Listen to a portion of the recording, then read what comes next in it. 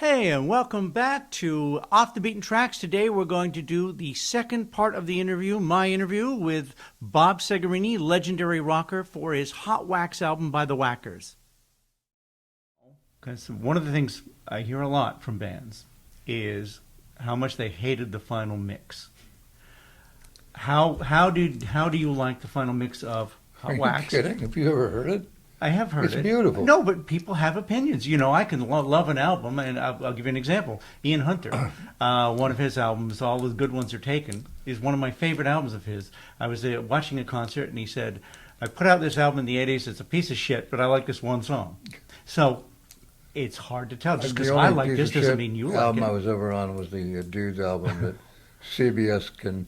Well, that will be another interview. The We're going to do engineer and another the interview because I'm producer never dying worked to hear together. about the Dudes.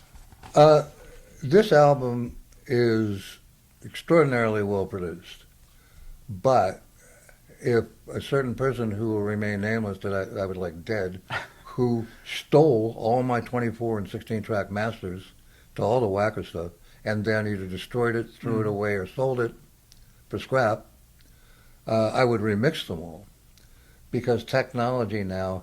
We would have the For the day, but you nowadays, well, that gets to a question later, but you really can't question the sound of it. yes. I would have no, made it, I listened to it this morning. I It's would have true. made it fatter, I mean, but like Lennon always said, that he would kill to re-record everything the Beatles ever did.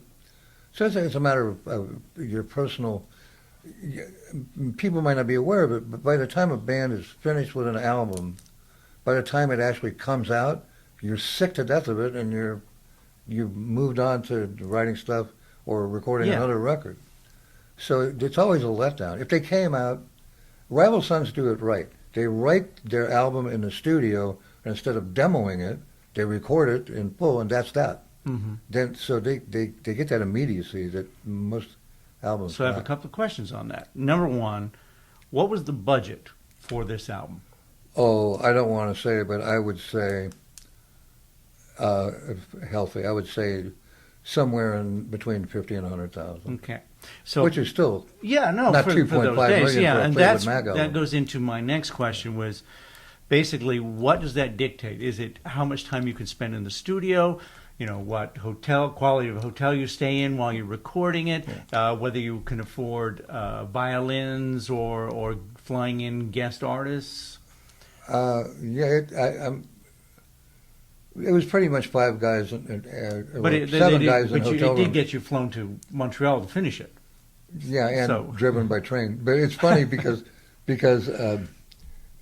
Gary had told us, if this record does any good, blah, blah, we'll go someplace exotic. So I'm thinking England, and I don't like to fly, so I was hoping no. But I would go because, England. Yes. Or Spain, or, someplace exotic. So he calls us up after the reviews, and he goes, Bob, we're going to Montreal doing that. Montreal, this is great. Where is that? Is that anywhere near Paris? And I'm in the old Atlas, the big Atlas book, Rand McNally. Yes, before the days you could just look it up on your phone. And I go, fuck, Montreal's in Canada. Yeah. So, but I had never been to Montreal. And of course, Randy and I fell in love with the city 10 minutes into a cab ride to the new Holiday Inn on Sherbrooke. I went, oh my God, the cab driver is speaking a foreign language. Oh my God, look at that woman. Oh my God. Look. And then, so how long did it take you to do the album in total? Under 3 weeks probably. 3 weeks? Maybe 4 weeks. But that's off and on.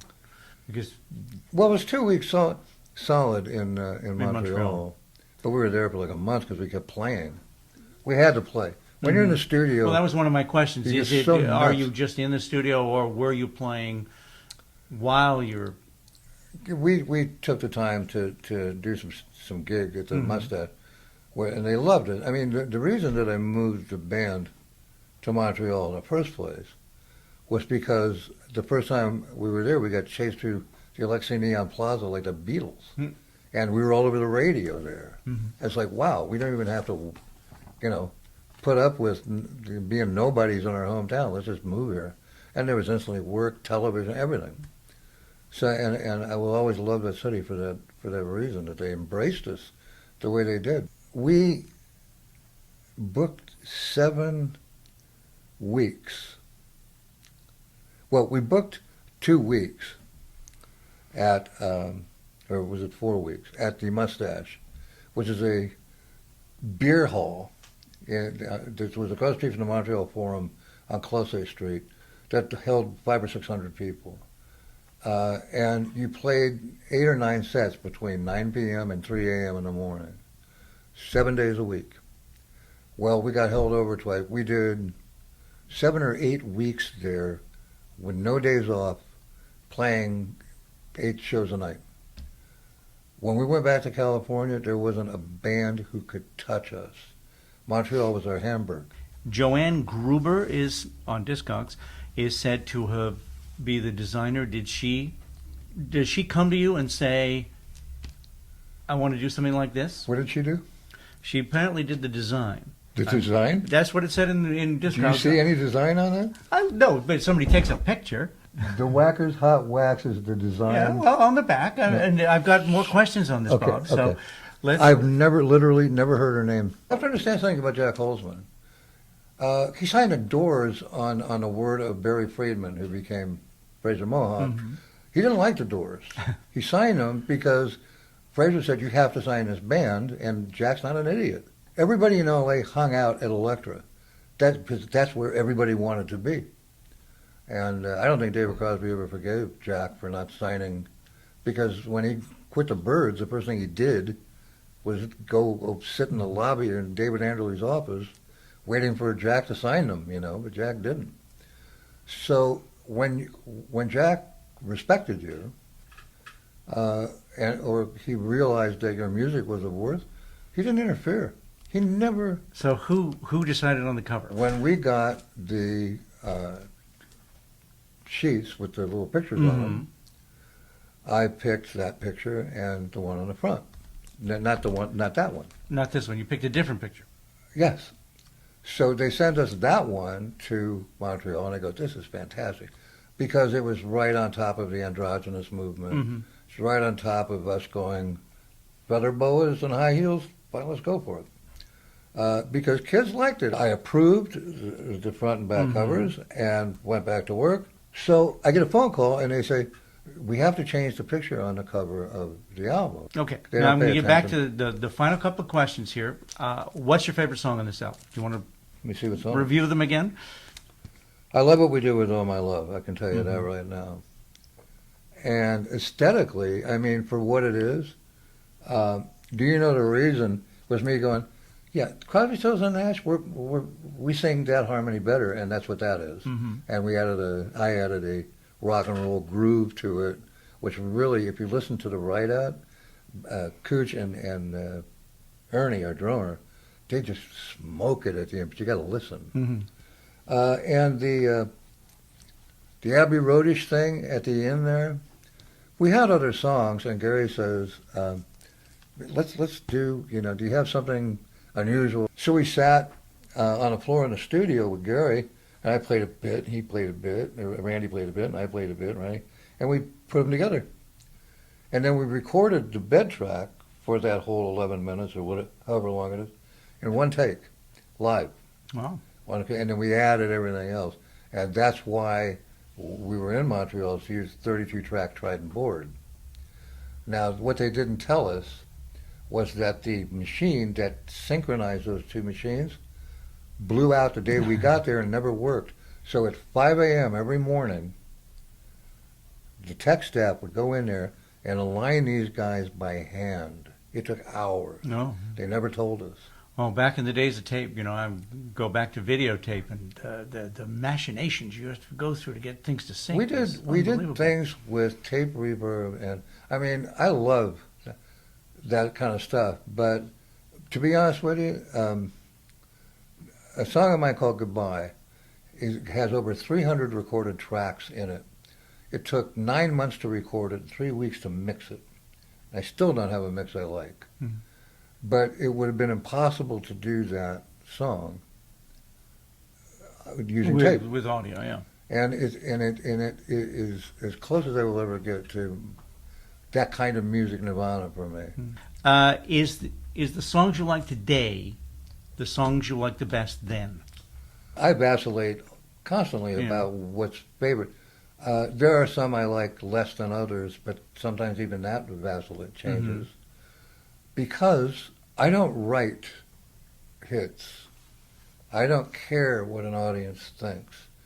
I write stuff I want to hear that nobody's making, so I do it myself.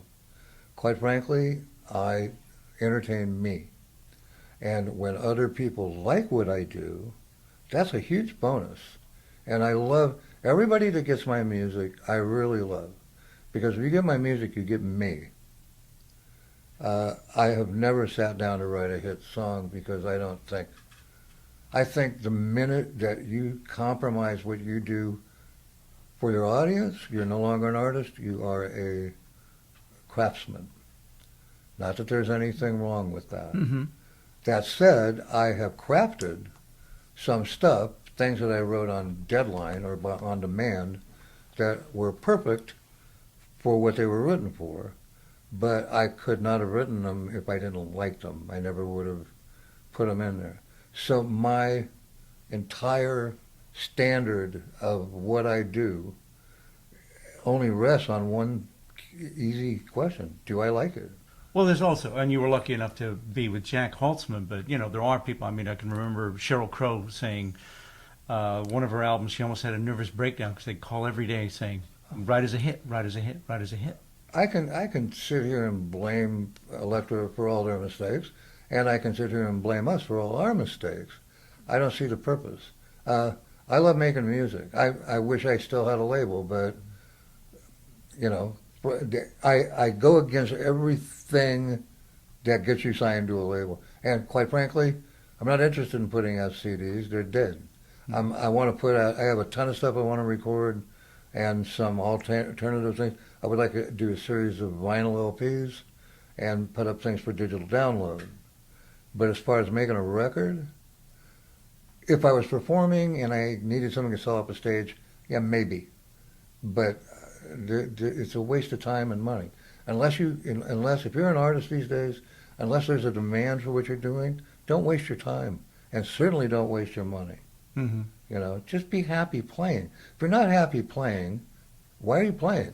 You could put me in a studio every day for the rest of my life, and I would be popping cool shit out the little slot in the door, because that's what I do. Let's call it close to this one. This is Off the Beaten Tracks. This was Bob Segarini. We've got many more albums to discuss, and we will talk to you next time.